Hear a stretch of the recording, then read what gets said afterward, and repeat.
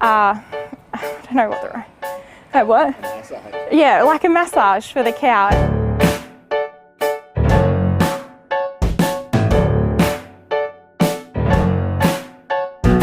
Okay, my name's Dennis Poppy and I'm a Professor of Animal Nutrition here at the University of Queensland, and we're standing here in the animal pens at the Queensland Animal Science Precinct at the Gatton campus, and this is where most of the beef cattle research within the University of Queensland is conducted. My own background, I did agricultural science at the University of Queensland and eventually a PhD, and have worked in many countries in North America and Europe, and spent 10 years in New Zealand before coming back here to the University of Queensland. Beef cattle research here is directed towards the industry. Obviously people need to make money and they need to follow sustainable practices with their particular operations. And the beef industry in Queensland is characterised by grazing systems and by feedlot systems. And we'll show you a little bit about some of the projects that are here on the campus. Perhaps the most interesting thing, or the approach that we take, is that we are looking at applied problems, but we are using as much in-depth science as we can, whether it's rumen microbiology and gene sequencing, or whether it's heat stress and heat shock proteins, or whether we're looking at bone growth and bone histology. The basic message is that we're trying to look at the principles about how animals grow and develop, and then we apply them to the practical scenarios in the field.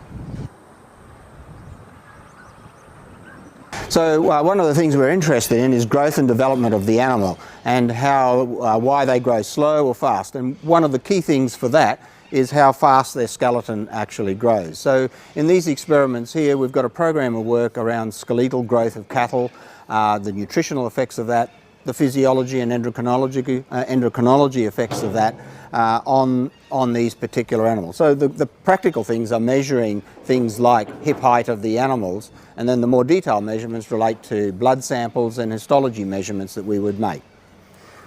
So in these groups we'll just take our height measurement. So it's fairly easy to just measure the hip height of the animal, which we record at regular intervals depending on the nutritional treatment or the hormone treatment. Hey mate, where mate, hey mate. That's right. Okay.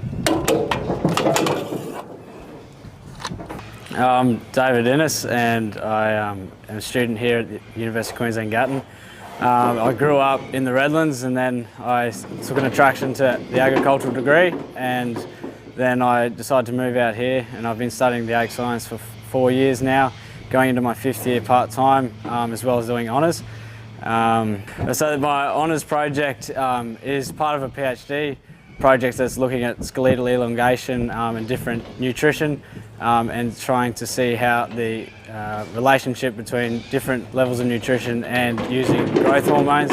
And so there's a commercially available BST injection, and that is used overseas, and so we're looking at that to use in beef cattle. And so the injection's every 2 weeks, and I'm looking at measuring the IGF-1 and growth hormone in the blood to see how it is affected by the nutrition over those 2 weeks, to be part of the larger project of skeletal elongation.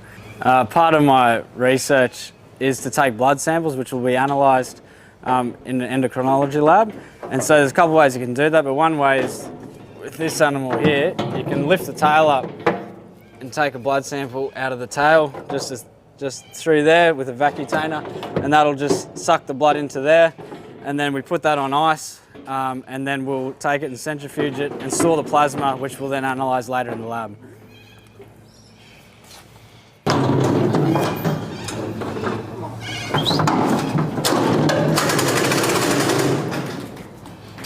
Hi, I'm Angela Lees and I'm a member of our research team on heat stress here at the University of Queensland.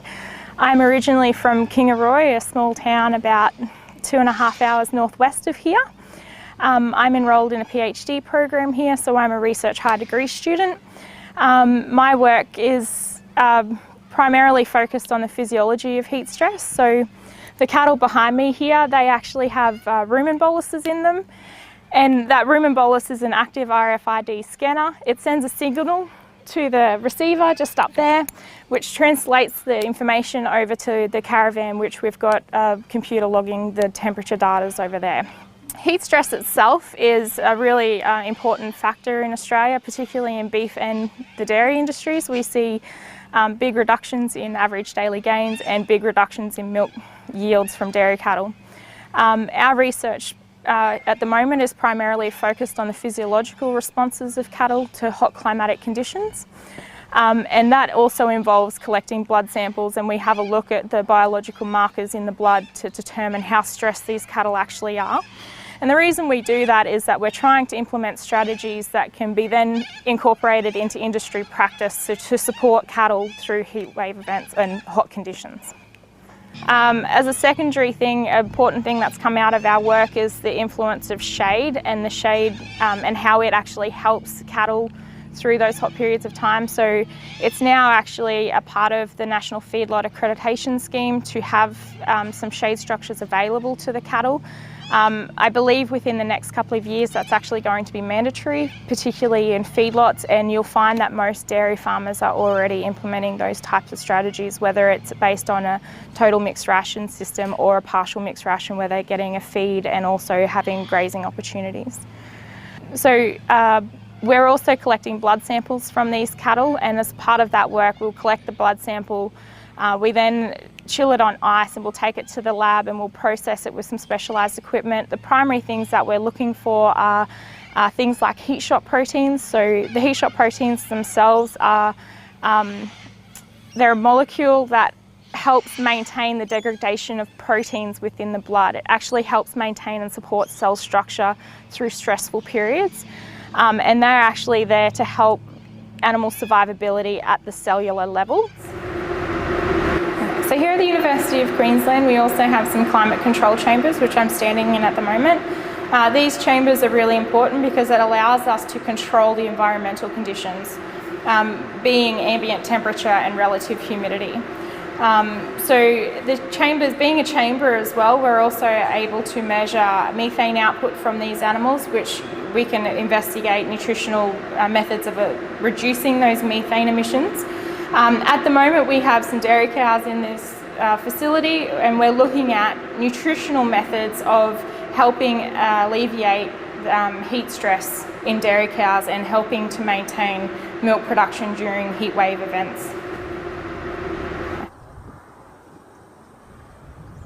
So during summer when we have high heat wave events, so often before summer storms come through, we have a period where there's really high solar radiation, really high ambient temperatures, combined with really high humidity.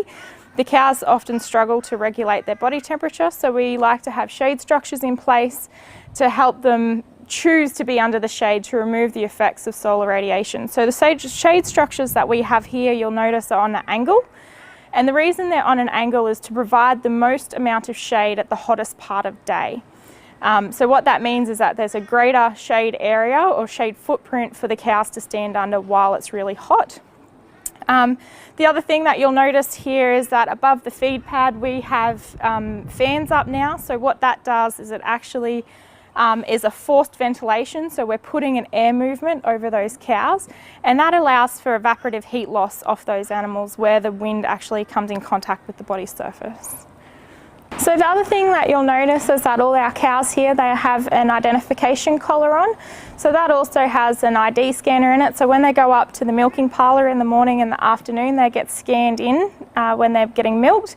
And then the milking system up there actually records individual performance data. It will also look at the somatic cell count in the milk. It is also has a function as estrus detection, and it helps us maintain the health of the herd, and we can identify sick individuals quicker so we can treat them. And it just is a, I don't know what the right, what? A massage. Yeah, like a massage for the cow. It helps remove small parasites and that off the animals. It will help with fly burdens, and apparently the cows really love it.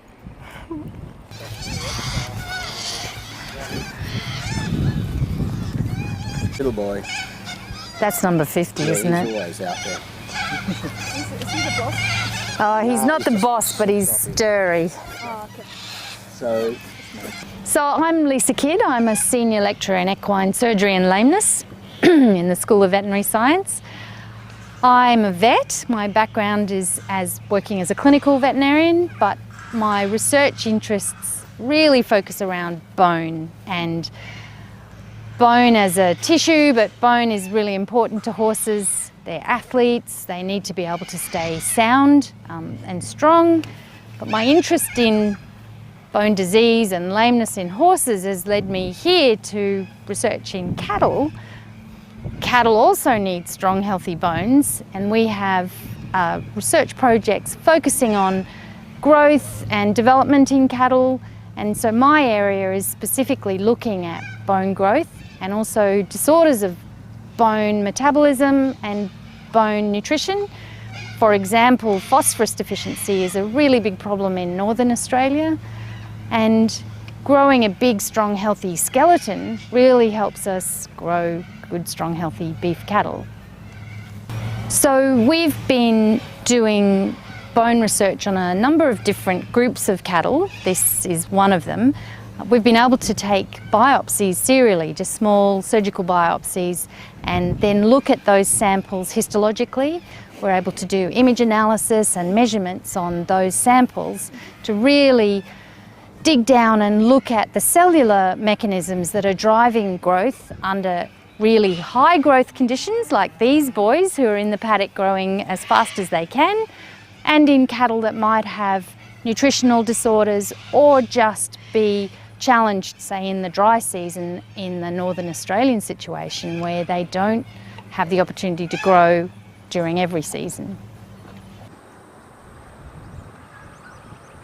My name's Karen Harper, and I did a Bachelor of Ag Science and then a Master of Ag Science in phosphorus nutrition, and then I did a PhD in rumen microbiology. I currently work at UQ as a researcher, and a lot of my work is on rumen function and looking at the importance of the microbes in the rumen. And as a part of this, I look after the fistulates here at UQ campus. And these are really important, and we're very lucky to have them on campus because we can do so much with them. We can analyse lots of different types of feeds and the quality of those feeds, and we can actually stick feeds in little bags and put them into the rumen. Also, we can take a lot of the actual rumen material out, and we can do in vitro analysis on these feeds, but also we can assess, which is really important, the microbes themselves which are in the rumen. With the use of high throughput 454 sequencing, we found lots and lots of microbes in there that have never been analysed before, and their function a lot is unknown. So the importance of understanding the community will help us increase production for grazing animals, and also utilise the pastures a lot more effectively, and they can get better production off these pastures as well. Also, what's really important, particularly now, is the environmental work that these animals can give us. Kangaroos can graze the same type of pastures, but they don't produce any methane, while with these ruminants they do produce methane. So a lot of study go into reducing this methane production, and we can do that by changing the diets, but also understanding the rumen microbiology. I hope you've enjoyed this short video for the program of Food for a Healthy Planet, and we'll be looking at a range of issues during this particular course around the animals issues and the animal species that we deal with out here.